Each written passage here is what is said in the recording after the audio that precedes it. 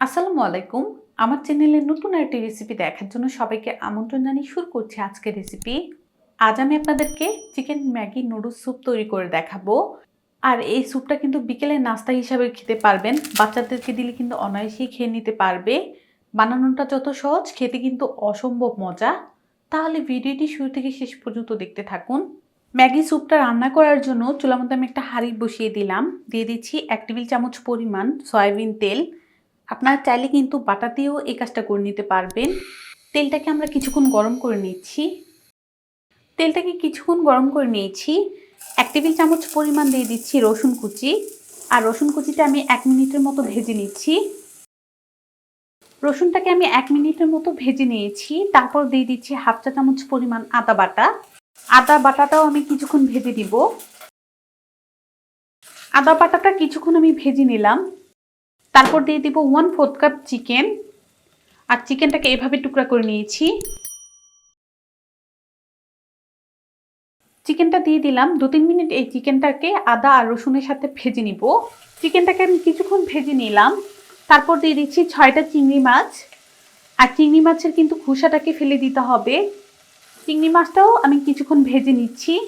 Chicken আর চিংড়ি মাছটা আমি কিছুক্ষণ ভেজে নিয়েছি। আপনারা যদি চান যে এই নুডলস স্যুপের মধ্যে চিংড়ি মাছটা দিবেন না, তাহলে কিন্তু স্কিপ করে নিলেও হবে। চিংড়ি মাছটা দিলে কিন্তু স্যুপটা খেতে ভালো লাগে, যার কারণে এই চিংড়ি মাছটা দেয়া। দিয়ে দিচ্ছি অর্ধেকটা টমেটো কুচি, 2টা কাঁচামরিচ কুচি। ঝালটা আপনাদের পছন্দ অনুযায়ী কিন্তু বাড়িয়ে কমিয়ে নিতে পারবেন। কিছু দিয়ে দিচ্ছি মটরশুঁটি। দিয়ে দিচ্ছি 1/4 কাপ সবুজ ক্যাপসিকাম কুচি। আর সাথে দিয়ে দিচ্ছি কিউব করা 1/4 কাপ গাজর কুচি। আপনাদের পছন্দ অনুযায়ী কিন্তু যে কোনো সবজি অ্যাড করতে পারবেন। এই সবজিগুলো কিছুক্ষণ ভাজার পর দেখাই।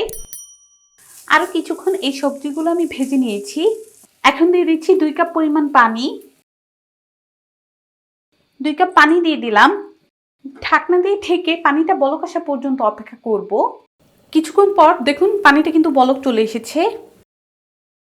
এখানে একটা ম্যাগি নুডলস নিয়েছি। এই নুডলসটাকে ভেঙে এখন এখানে দিয়ে দিচ্ছি।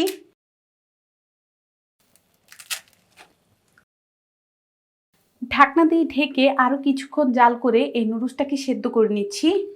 ঢাকনা দিয়ে ঢেকে কিছুক্ষণ নুডলসটাকে সিদ্ধ করে নিলাম। ঢাকনাটা উঠিয়ে নিয়েছি।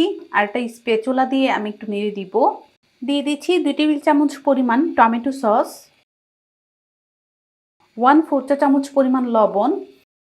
লবণটা কিন্তু একটু ব্যালেন্স করে দিতে হবে, টমেটো সসের মধ্যে কিন্তু লবণ আছে। এখন কিন্তু ঢাকনা দিয়ে ঢাকবো না, আরও কিছুক্ষণ আমি জাল করে নিব। আরও 2-1 মিনিট আমি এটাকে রান্না করে নিলাম। ম্যাগি প্যাকেটের সাথে একটা মশলা থাকে, সেই মশলাটা এখন আমি দিয়ে দিচ্ছি। মশলাটা দিয়ে দিলাম। আর এখানে আমি 1 টেবিল চামচ পরিমাণ কর্নফ্লাওয়ার নিয়েছি। এই কর্নফ্লাওয়ারটা আমি 2 টেবিল চামচ পানি দিয়ে গুলিয়ে নিব। কর্নফ্লাওয়ারটা আমি গুলিয়ে নিয়েছি। এখন এটা দিয়ে দিব। আর কর্নফ্লাওয়ারটা দেওয়ার পর কিন্তু সঙ্গে সঙ্গে নেড়ে দিতে হবে, না হলে কিন্তু দলা হয়ে যাবে। আর কর্নফ্লাওয়ারটা দেওয়ার কিছুক্ষণের মধ্যে দেখুন এটা কিন্তু অনেকটা ঘন হতে শুরু হয়েছে। এই যে সবশেষ দিয়ে দিচ্ছি 1/4 চা চামচ কালো গোলমরিচের গুঁড়া। গোলমরিচের গুঁড়াটা দিয়ে দিলাম। আরও এটাকে আমি 1 মিনিট রান্না করব। আরও 1 মিনিটের মতো এটাকে রান্না করে নিলাম। দিয়ে দিচ্ছি 1 টেবিল চামচ পরিমাণ লেবুর রস। লেবুর রসটা দিয়ে দিলাম। এটা কিন্তু টক ঝাল মিষ্টি খেতে ভালো লাগে এই স্যুপটা।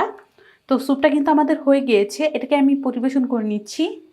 বিকেলের নাস্তার জন্য কিন্তু গরম গরম এই স্যুপটা সার্ভ করে নিতে পারবেন। অল্প সময়ের মধ্যে কিন্তু স্যুপটাও বানানো যাবে, আর খেতে কিন্তু ভীষণ মজা। তো আমি আশা করছি এই স্যুপের রেসিপিটি আপনাদের ভালো লেগেছে। ভালো লাগলে অবশ্যই একটা লাইক দিবেন, চ্যানেলটাকে সাবস্ক্রাইব করবেন। সবাই ভালো থাকবেন, সুস্থ থাকবেন। আল্লাহ হাফেজ।